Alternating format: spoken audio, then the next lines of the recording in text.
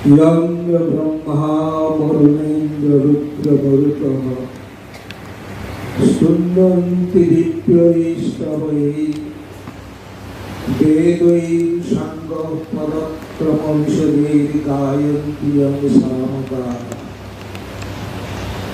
ध्यानावस्थिततद्गतेन मनसा यं पश्यन्ति योगिनः यस्यान्तं न विदुः सुरासुरगणा देवाय तस्मै नमः। जाके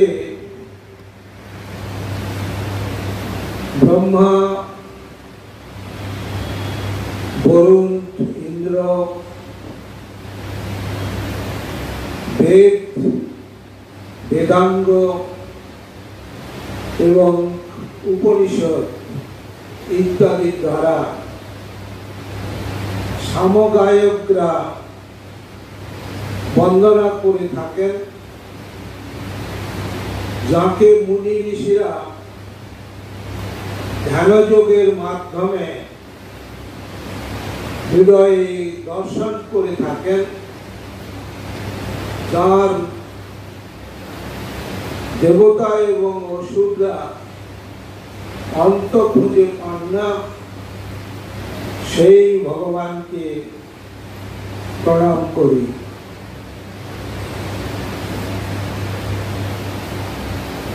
আজকে এই ভক্ত সম্মেলন এর সঙ্গে কিন্তু তিনটি উপলক্ষ যুক্ত হয়েছে। প্রথম হচ্ছে মালদা রামকৃষ্ণ আশ্রমে শতবর্ষ পূর্তি উদযাপনের সূচনা লগ্ন। দ্বিতীয় হচ্ছে আজকে গুরু পূর্ণিমা ভক্ত সম্মেলন। সুতরাং এই সমস্ত উপলক্ষ বিশেষ এক পূর্ণ দিনে যুক্ত হয়েছে। একই সঙ্গে নানা অনুষ্ঠান ইত্যাদি চলছে। সকাল থেকে এখানে ভক্তিমূলক সঙ্গীত পরিবেশন হয়েছে, বক্তৃতাদি হয়েছে, বিকালেও চলছে। আজকের এই দ্বিতীয় অধিবেশনে মঞ্চে উপস্থিত আছেন রামকৃষ্ণ মিশন আশ্রম এর সম্পাদক স্বামী শাস্ত্রজ্ঞানন্দজি মহারাজ, উপস্থিত আছেন মালদা রামকৃষ্ণ আশ্রমের সম্পাদক স্বামী ত্যাগরূপানন্দজি মহারাজ, নরেন্দ্রপুর রামকৃষ্ণ আশ্রমের বিশিষ্ট সন্ন্যাসী গায়ক স্বামী শিবাদিশানন্দজি মহারাজ, আর এখানে আছেন সুপণ্ডিত এবং সুবক্তা তথা Ramakrishna mission institute of culture school of ল্যাঙ্গুয়েজের প্রিন্সিপাল অধ্যাপিকা। আর মঞ্চের সামনে উপস্থিত আছেন ঠাকুরমা স্বামীজি অনুরাগী ভক্তমণ্ডলী, মাতৃমণ্ডলী। এই আশ্রমের অন্যান্য সাধু এবং ব্রহ্মচারী ভাইরা উপরে এবং নিচে দেখছি, সবার উপরেও কিছু ভক্ত বসে আছেন। তার সকালবেলা আমি গুরু পূর্ণিমা সম্বন্ধে কিছু আলোচনা করেছি। এই গীতা সম্পর্কে একটা বিরাট শাস্ত্র গ্রন্থ, সেখানে একটা বক্তৃতার মাধ্যমে এটা সমস্ত কিছু বলাও সম্ভব নয়, শুধু একটু আভাস ইঙ্গিত দেওয়া যাবে মাত্র। গীতার ধ্যানে যেখানে বলা হয়েছে সর্ব উপনিষদ গাব দগ্ধা গোপাল নন্দন পার্থ বৎস সুধী ভক্তা দুগ্ধম গীতা অমৃতম মহৎ। কথাটি হচ্ছে এই যে সর্ব উপনিষদ গাব, সমস্ত উপনিষদ কে গাভীর সঙ্গে তুলনা করছে, সমস্ত উপনিষদ গাভী সমূহ, আর সেই গাভী সমূহকে দহন করেছেন, দগ্ধা হচ্ছেন কি গোপালানন্দ স্বয়ং শ্রীকৃষ্ণ। আর তার সেই দুগ্ধ আছে কার দ্বারা হয়েছে, দহন করা হয়েছে। বৎস অর্থাৎ বাছুর না হলে কিন্তু গাভী থেকে কিন্তু দুগ্ধ দহন করা হয় না, আর সেই অর্জুনের মাধ্যমে সেটা কিন্তু গ্রহণ করা হয়েছে। আর সেই দুগ্ধ রূপ অমৃত কারা কিন্তু আস্বাদন করেছেন, সুধী ভোক্তা, যারা পণ্ডিত ব্যক্তিগণ, এই ব্যক্তিগণ তারা কিন্তু এই গীতার অমৃত তারা পান করেছেন। প্রত্যেক ধর্ম সম্প্রদায়ের তাদের নিজস্ব নিজস্ব ধর্মগ্রন্থ আছে। যেমন খ্রিস্টানদের বাইবেল আছে, মুসলমানদের কোরআন আছে, বা অন্যান্য আছে, জন্দাবেস্তা আছে, এই সমস্ত ধর্মগ্রন্থ কিন্তু আছে। আর হিন্দুদের মধ্যে কি আছে? হিন্দুদের মধ্যে মূল যে আমাদের ধর্মশাস্ত্র তা হচ্ছে বেদ। এই বেদ সম্পর্কে স্বামী বিবেকানন্দ বিভিন্ন বক্তৃতায় নানা কথা বলেছেন। এই বেদ তার যে শেষ অংশ হচ্ছে বেদান্ত, যাকে উপনিষদ বলা হয়। তাই এই যে উপনিষদের বহু তত্ত্ব কথা সেখানে আছে, সেখানে জ্ঞানের কথা আছে, ভক্তির কথা আছে, বিশিষ্ট অদ্বৈতবাদ সেখানেও সেই কথা সমস্ত কিছু আছে। আর আমাদের পঞ্চম বেদ মহাভারত তাও আছে। সুতরাং চিন্তা করা যায় এই সমস্ত কিছু শাস্ত্র মন্থন করে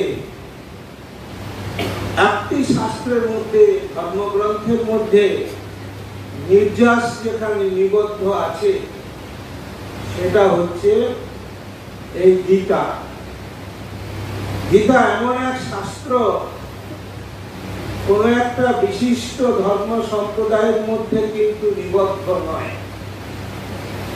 এমন সমস্ত কথা আছে যে কোনো ধর্ম সম্প্রদায়ের সাধক ব্যক্তিগণ তারা কিন্তু অধ্যয়ন করতে পারে, তাহলে কিন্তু তারা কিন্তু ধর্ম বিরোধী কাজ করবে না। মুসলমানরাও করতে পারে, হিন্দুরাও করতে পারে, খ্রিস্টানরা পড়তে পারে। এমন সাধারণ ধর্মের যে সত্য কথা সেখানে বলা হয়েছে, সেখানে কিন্তু কোনো সাম্প্রদায়িক কোনো কিছু সেখানে কোনো কিছুই নেই। সমস্ত গীতা মধ্যে সেখানে কিন্তু হিন্দু কথাটি শব্দটি কিন্তু উল্লেখ নেই। আমরা যদি গীতা পুরোটাই অধ্যয়ন করি এখানে দেখতে পাবো হিন্দু শব্দটি সেখানে উল্লেখ নেই। এটা প্রাচীন শাস্ত্র,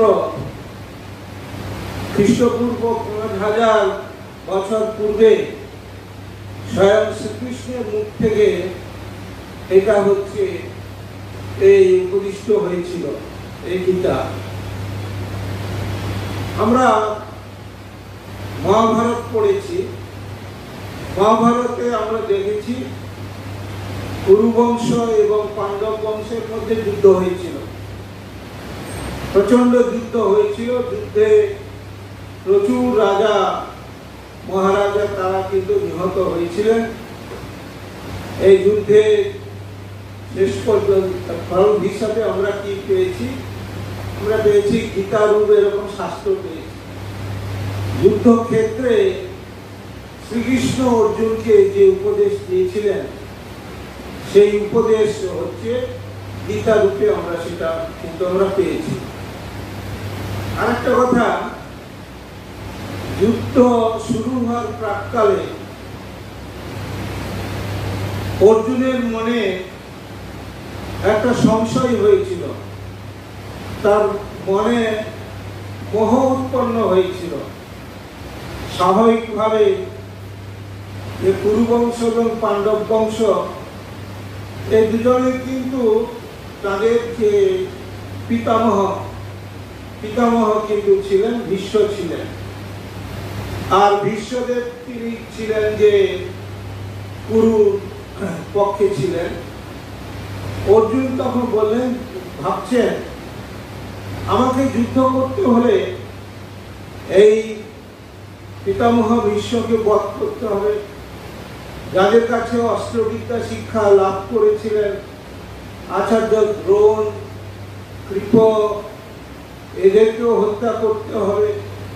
সুতরাং আত্মীয় স্বজন, গুরুজন এদেরকে যদি হত্যা করি তাহলে তো আমার মহাপাপ হবে, মহাপাপে লিপ্ত হব, বংশ নিধন হবে, কুলক্ষয় হবে, ধর্মনষ্ট হবে ইত্যাদি নানা চিন্তা ইত্যাদি করে তিনি ভাবলেন যে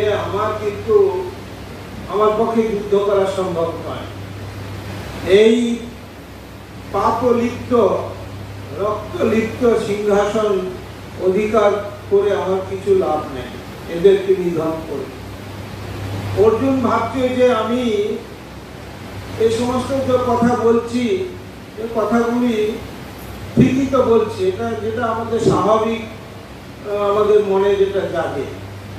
কে চায় নিজের আত্মীয় স্বজনকে বধ করে কিন্তু এই রাজ্য লাভ করতে, সিংহাসন অধিকার করতে কে চায়?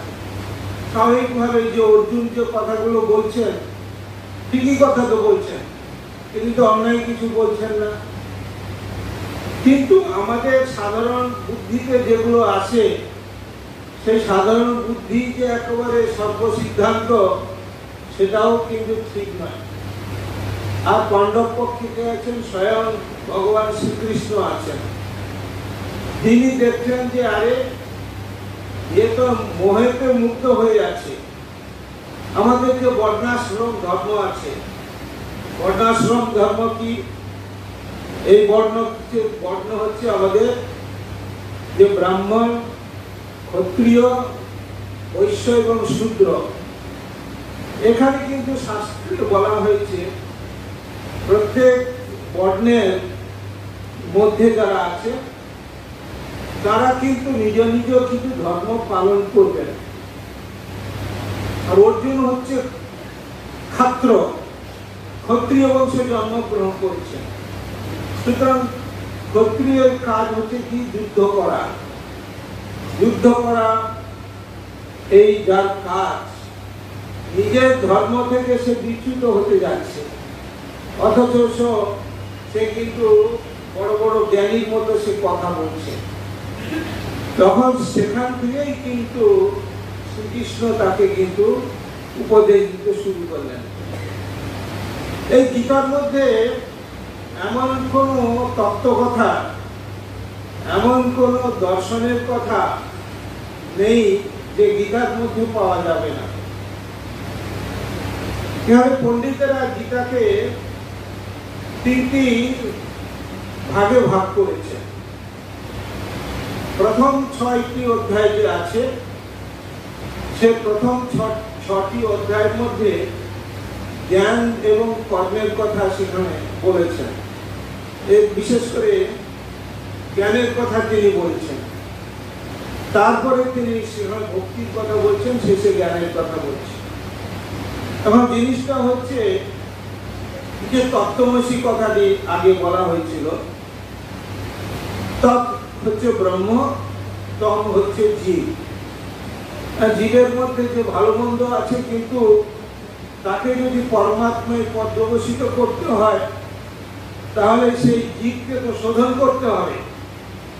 অর্জুন যেন সাধারণ মানুষের প্রতিনিধি, সেই তার মধ্যে যে সমস্ত দুর্বলতা আছে, যে অজ্ঞান অন্ধকার আছে, সেটাকে তো শোধন করতে হবে। যে তার যে ধর্ম, সেই ধর্ম তাকে পালন করতে হবে। সেই জন্য দেখবেন যে গীতার 2য় অধ্যায়ে শুরুতেই তিনি জ্ঞান শুরু করে দিয়েছেন। শ্রীকৃষ্ণ অর্জুনকে জ্ঞান দিচ্ছেন। সেখানে পরিষ্কারভাবে বলছেন যে সূত্রং হৃদয় দৌর্বল্যম তত্ত্বতিষ্ঠ পরন্তপ। যে এখানে বলছেন যে তোমার ক্ষুদ্র হৃদয় দৌর্বল্য পরিত্যাগ করে তুমি কি যুদ্ধের জন্য প্রস্তুত হও, এই কথা তিনি বলছেন। এবার এখানে আমরা গীতার মধ্যে অনেকগুলো দিক দেখতে পাই, আর গীতা আমাদের ব্যবহারিক জীবনেও খুব কাজে লাগে। মানুষ সাধারণত কি হয় যে মৃত্যুকে সবসময় ভয় পেয়ে থাকে। স্বাভাবিকভাবে রোগ শোক ইত্যাদি হলে, বয়স ধীরে ধীরে বাড়তে থাকলে ভাবে ভয়ে যে আমি বোধহয় মরে যাব, এরকম একটা ভয় পেয়ে থাকে। কিন্তু এই মৃত্যু সম্পর্কে যে ধারণা, সেখানে শ্রীকৃষ্ণ অর্জুনকে উপদেশ দিতে গিয়ে অসাধারণ কথা সেখানে বলছেন। মৃত্যু সম্পর্কে বলছেন যে তোমার তো মৃত্যু নেই। আরে মৃত্যু নেই, আমরা তো প্রত্যেকদিন দেখতে পাচ্ছি আশেপাশে লোক মারা যাচ্ছে, আর শ্রীকৃষ্ণ বলছেন তোমার তো মৃত্যু নেই। কথাটির মধ্যে যে স্ববিরোধ দেখা যাচ্ছে, কিন্তু সেখানে শ্রীকৃষ্ণ বলছেন যে তুমি তো স্বরূপত ব্রহ্ম, ব্রহ্মের কিন্তু তো কোনো নাশ নেই। ব্রহ্ম যেমন নিত্য ছিলেন, বর্তমানে আছেন এবং ভবিষ্যতে থাকবেন। তো মানুষ তো স্বরূপত ব্রহ্ম, সেই ব্রহ্মকে তো নাশ করা যায় না। এই জ্ঞানের উপদেশ কিন্তু তখন তিনি দিতে শুরু করলেন। সেখানে ওই যে কথাটি আছে, নৈনং ছিন্নন্তি শস্ত্রাণি নৈনং দহতি পাবক না চৈনং ক্লেদয়ং তাপ না শোষয়তি মারুতঃ। সেখানে শ্রীকৃষ্ণ অর্জুনকে বলছেন যে দেখো, তোমার মধ্যে যে ব্রহ্ম আছেন, সেই ব্রহ্মকে অস্ত্র ছেদন করতে পারে না, অগ্নি দহন করতে পারে না, জল সিক্ত করতে পারে না, বায়ু শুষ্ক করতে পারে না। তুমি অচ্ছেদ্য, তুমি অদাহ্য, অক্লেদ্য, তুমি অশস্য। এই কথাগুলো যখন শ্রীকৃষ্ণ অর্জুনকে বলছেন, অর্জুনের ধীরে ধীরে কিন্তু মোহ অন্ধকার কিন্তু ধীরে ধীরে দূর হচ্ছে। আরে অনেক কথা এরকম জ্ঞানের কথা শ্রীকৃষ্ণ অর্জুনকে প্রথমে ব্রহ্মতত্ত্ব দিয়ে দিলেন। কেন দিলেন? যে সে যুদ্ধ করার জন্য তো ভয় পাচ্ছে, কিন্তু যুদ্ধ তাকে করতেই হবে। এই জগৎ রক্ষা করতে গেলে, সমাজকে যদি রক্ষা করতে হয়, সেখানে কিন্তু দুষ্টদেরকে মারতে হবে, দুষ্টদেরকে দমন করতে হবে, না হলে কিন্তু এই পৃথিবী ধ্বংস হয়ে যাবে। যে পৃথিবী রক্ষার জন্য, সমাজ রক্ষার জন্য ক্ষত্রিয়ের যা কর্তব্য, সেই কর্তব্য তাকে কিন্তু পালন করতে হবে।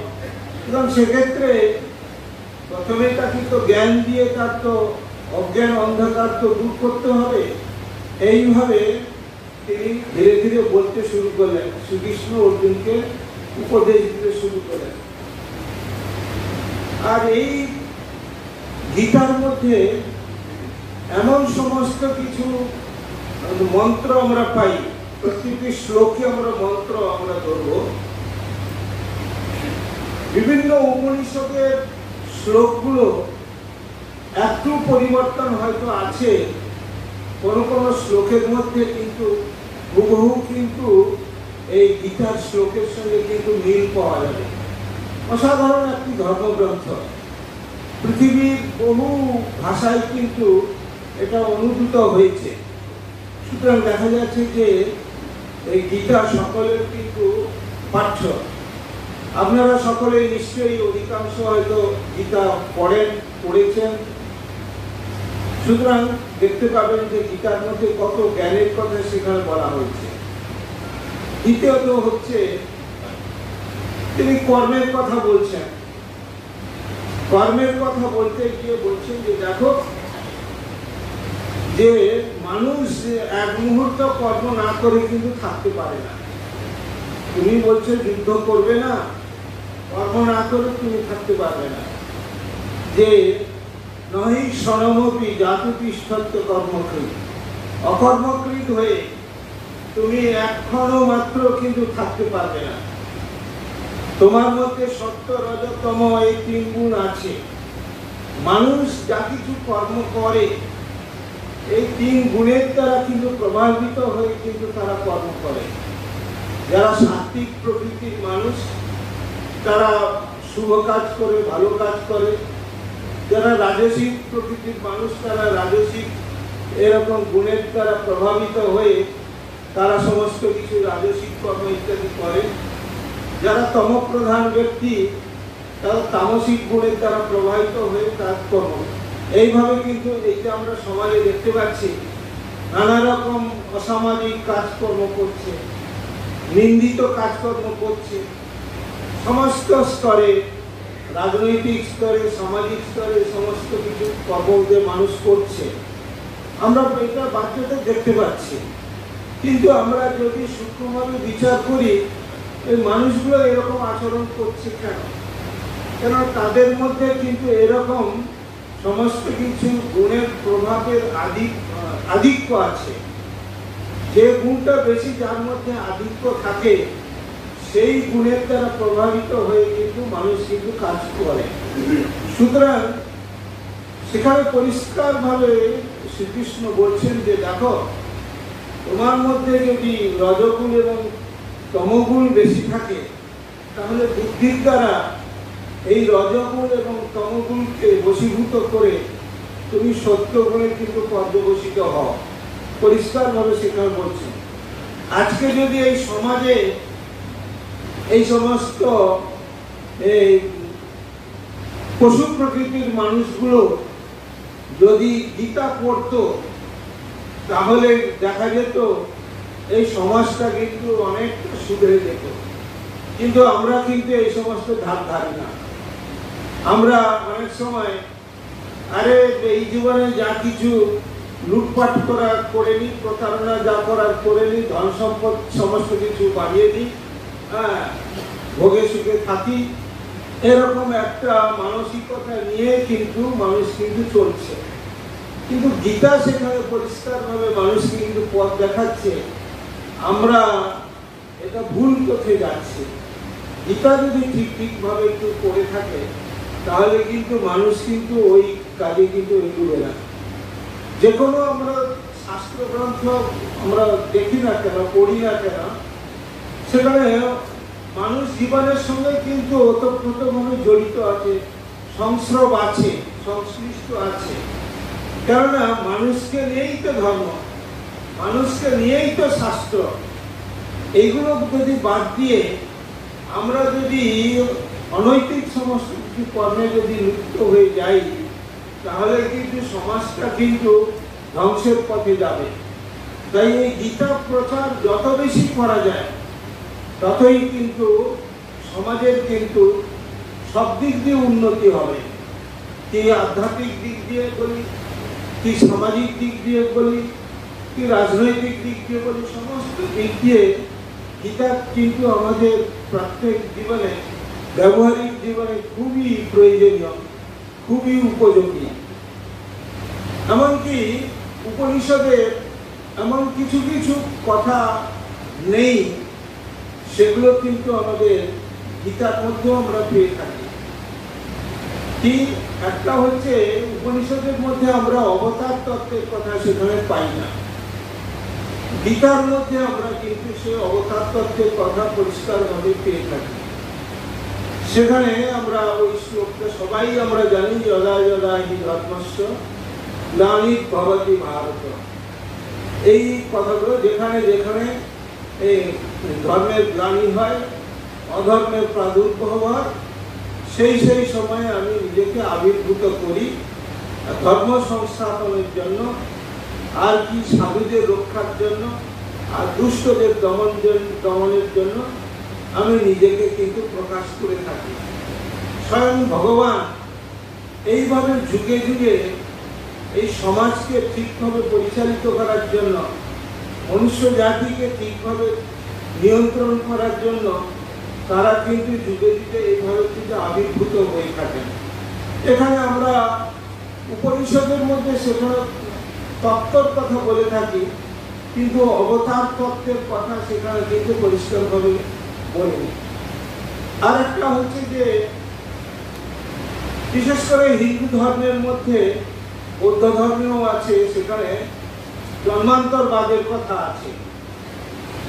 অন্যেরা কিন্তু হয়তো জন্মান্তরবাদ কিন্তু মানে না, কিন্তু শ্রীকৃষ্ণ পরিষ্কারভাবে জন্মান্তরবাদের কথা সেখানে তিনি আভাস দিয়ে যাচ্ছেন।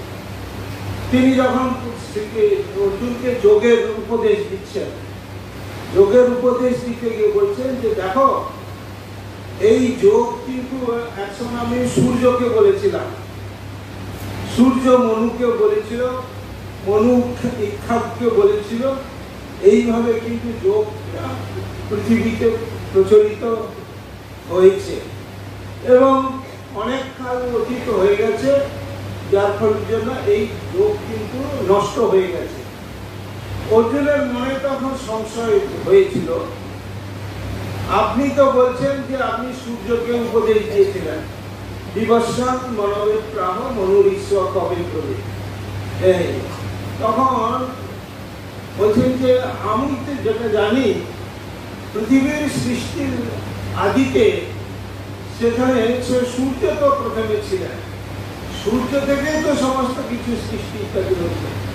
আপনি যে সূর্যকে উপদেশ দিয়েছিলেন এটা ঠিক কথা।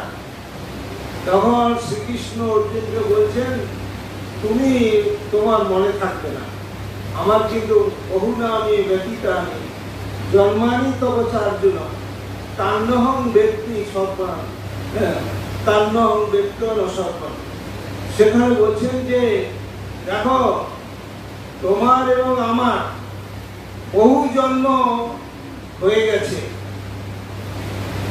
সেগুলো সমস্ত কিছু আমার মনে আছে, আর তোমার কিন্তু এগুলো সমস্ত মনে নেই। সুতরাং এই জন্মান্তরবাদের যে কথা এখানে কিন্তু গীতাতে পরিষ্কারভাবে বলা হয়েছে।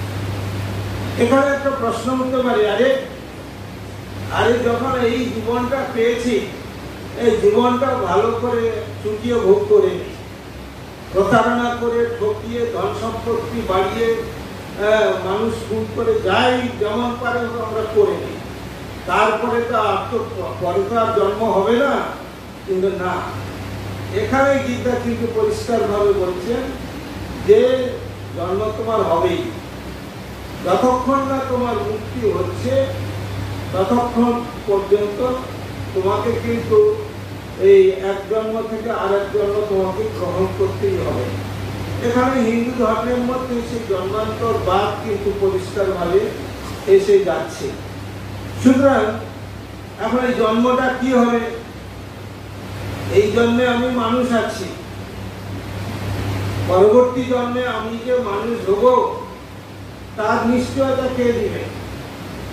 তার নিশ্চয়তা দিবে তোমার বর্তমান জীবনে কি ধরনের কর্ম করছো, সেই কর্মের উপরে নির্ভর করবে তোমার ভবিষ্যৎ জীবন।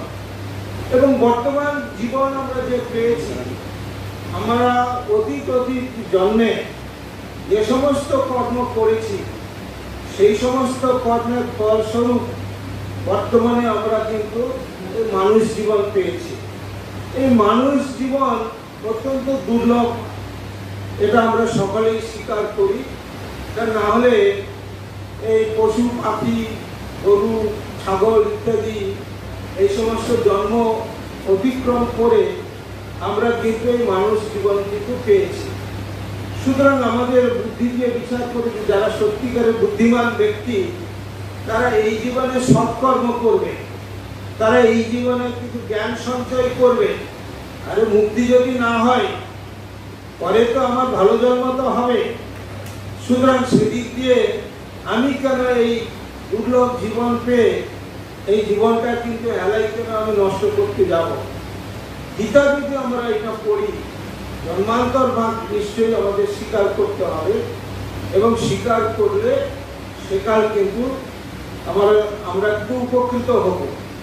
এটা মানুষের জীবনের সঙ্গে কিন্তু ওতপ্রোতভাবে জড়িয়ে আছে, এই গীতা কিন্তু জড়িয়ে আছে।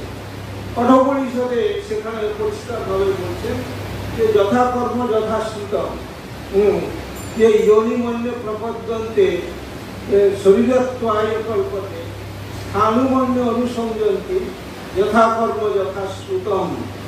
সেখানে বলছেন যে আমরা যে বিভিন্নভাবে সমস্ত জন্মগ্রহণ করি, আমাদের কর্ম অনুযায়ী সেটা করি, যেমন কর্ম এবং যেমন জ্ঞান সেই অনুযায়ী আমাদের কিন্তু জন্ম হয়ে থাকে।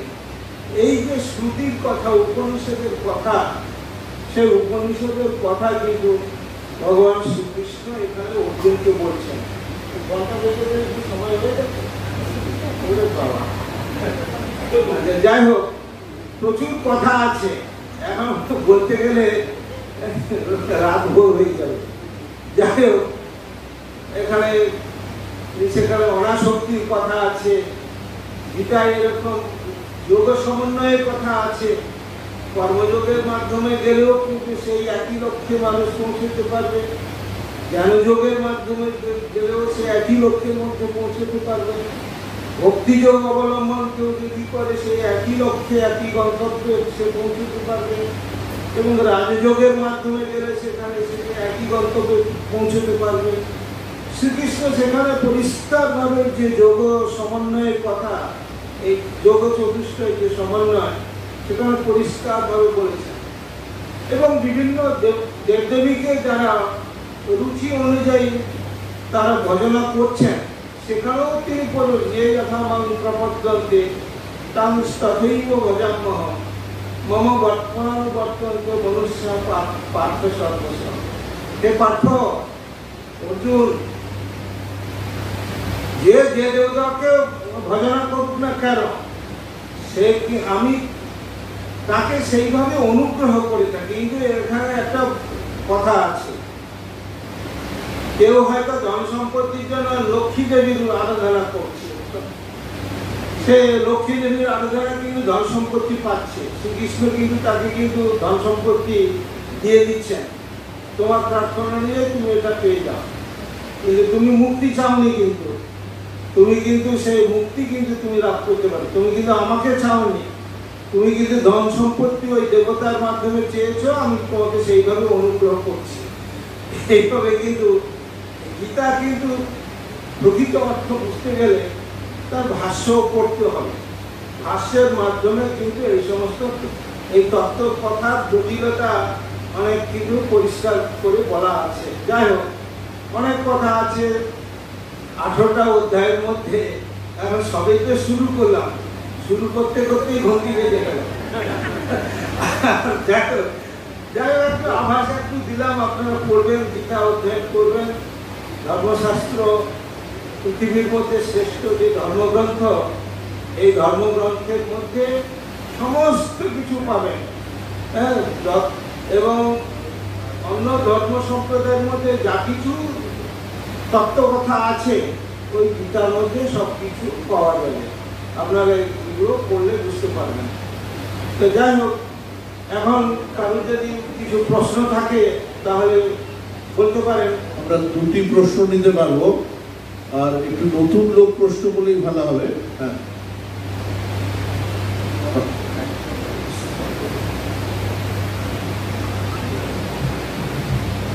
উপরেও যারা আছেন যদি কেউ প্রশ্ন করতে চান।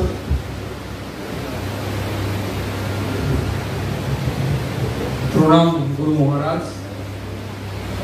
প্রথম প্রশ্ন, আমার দুটো প্রশ্ন। প্রথম প্রশ্ন হচ্ছে যে আত্মা এক দেহ থেকে আর এক দেহে প্রবেশ করে মানুষের মৃত্যুর সাথে সাথে। আপনি বলেছেন আমরা গীতায় পাই। তো আত্মার মুক্তি এটা কি ঈশ্বর লাভই একমাত্র হয়? এটা প্রথম প্রশ্ন হয়। আর দ্বিতীয় প্রশ্নটাও করে রাখি যে কর্মফল আপনি বলেছেন সেটা কি এই জন্মেরই কর্মফল না পূর্বজন্মের কর্মফল মানুষ ভোগ করে? এই দুটো আমার প্রশ্ন। আচ্ছা, প্রথম হচ্ছে এই আত্মাকে আমরা একটা হচ্ছে পরমাত্মা আর একটা হচ্ছে জীবাত্মা। পরমাত্মা হচ্ছেন তিনি হচ্ছে শুদ্ধ চৈতন্য। জীবাত্মা হচ্ছেন যে প্রত্যেক দেহের মধ্যে যে আত্মা আছেন সেই আত্মার সঙ্গে আমাদের নানা রকম যে সমস্ত কিছু বাসনা কামনা ইত্যাদি জড়িয়ে আছে সেটা কিন্তু জীবাত্মাতে পরিণত হচ্ছে। কিন্তু ত্যাগ তপস্যা বৈরাগ্যের দ্বারা যদি আমরা এই সমস্ত মনের যে মলিনতা কলুষতা এগুলো কিছু দূর করতে পারি তাহলে কিন্তু সে জীবাত্মা কিন্তু পরমাত্মাই হয়ে যাচ্ছে। আমরা কিন্তু এই স্থূল দৃষ্টিতে যে আত্মা এক এবং অদ্বিতীয়, তিনি আবার বিভিন্ন দেহের মধ্যে একই বস্তু বিভিন্ন দেহের মধ্যে কিভাবে থাকতে পারে? প্রশ্ন তো এটাই হতে পারে। লক্ষ লক্ষ কোটি কোটি মানুষের মধ্যে কোটি কোটি তো আত্মা হতে পারে, একই আত্মা কোটি কোটি মানুষের মধ্যে কি করে থাকতে পারে? সেখানে বিভিন্ন ভাবে শাস্ত্রীয় ভাবে উদাহরণ দিয়েছে। যেমন একটা ঘটের ভিতরে একটা জল যদি রেখে সেই জল ভরা ঘটকে একটি জলাশয় যদি স্থাপন করি, এই জলাশয়ের জল দিয়ে ঘরটা পূর্ণ করলাম, সেই ঘরটা কিন্তু সেই জলাশয়ে স্থাপন করলাম, রাখলাম।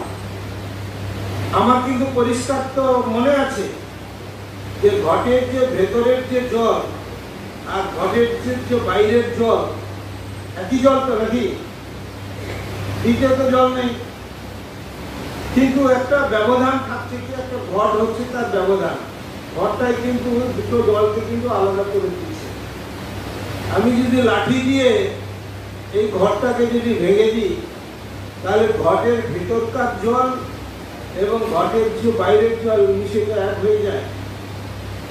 আমাদের প্রত্যেকটা দেহ যেন একটা ঘটের মতো, কিন্তু এই পরমাত্মা থেকে যেন আর যেন কথাটা বলছি আলাদা হয়ে আছে। এটা হচ্ছে অজ্ঞানতার জন্য, এটা হচ্ছে মায়া ইত্যাদি। আরেকটা কি কথা বললেন? কর্মফল। কর্মফল হচ্ছে আমাদের পূর্ব অনেক কিছু কর্ম করেছি, সেই জন্য কিছু কিছু কর্মের ফল ভোগ করেছি, আর কিছু কিছু কর্মের ফল কিন্তু ভোগ করা এখনো হয়নি। আর সেই কর্মফল ভোগ বর্তমান জীবনে অনেক সময় কোনো কারণ নেই, অথচ নানা রকম রোগ ব্যাধি ইত্যাদি হচ্ছে, অ্যাক্সিডেন্ট ইত্যাদি হচ্ছে। আমি তো ভালো আছি, ব্যবহার করছি, আমার এত দুঃখ কষ্ট কেন? কিন্তু পূর্ব জন্মে আমি এমন কিছু কাজ করেছি যার কর্মের ফল কিন্তু এটাকে শাস্ত্রীয় ভাষা বলে অদৃষ্ট বলে, বা আমরা সাধারণ ভাষায় ভাগ্য বলি। এই অদৃষ্টভাবে কিন্তু এগুলো চলে আসে। আর বর্তমান জীবনে যে যা কিছু কর্ম করছি আর কর্মটা তিনভাবে করা হয়: কায়িক, বাচিক এবং মানসিক। শরীর দিয়ে যে সমস্ত, হাত দিয়ে পা দিয়ে সমস্ত, মুখ দিয়ে এই সমস্ত কাজ করছি এটা কায়িক। মুখ দিয়ে যে সমস্ত কথা বলছি, ভালো কথাও বলছি খারাপ কথাও তো বলছি নাকি, এই সমস্ত ছাপও তো আমার মনের উপরে চিত্তের উপরে সেখানে পড়ছে। আবার মনের মাধ্যমে যে সমস্ত চিন্তা করা সেটাও আর একটা মানসিক কর্ম। মন দিয়ে ভালো চিন্তাও করতে পারি, খারাপ চিন্তাও করতে পারি। যেমন যেমন চিন্তা করবো তেমন তেমন সেই চিন্তার ফল কিন্তু কর্মের ফল কিন্তু চিত্ত দর্পণে পড়বে, এটা সংস্কার হিসেবে থাকবে। কিছু কিছু কর্মের ফল আমরা ভোগ করে নিচ্ছি, ঠিক আছে, আর কিছু কিছু কর্মের ফল কিন্তু বাকি থেকে যায়। মুক্তি হওয়া না পর্যন্ত সেখানে কিন্তু ওই পরবর্তী জন্মে সেটা চলে যাবে।